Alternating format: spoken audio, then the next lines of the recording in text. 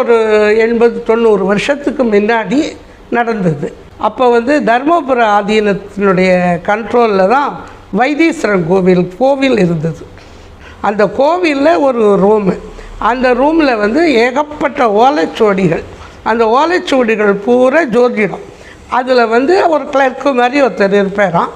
இவன் ஜாதகத்தை கொண்டு கொடுத்தோடனே அவர் எழுதிட்டு அந்த ஜாதகத்தை வாங்கிட்டு 1 வீக் கழிச்சு வாங்குன்னு சொல்லுவாராம்.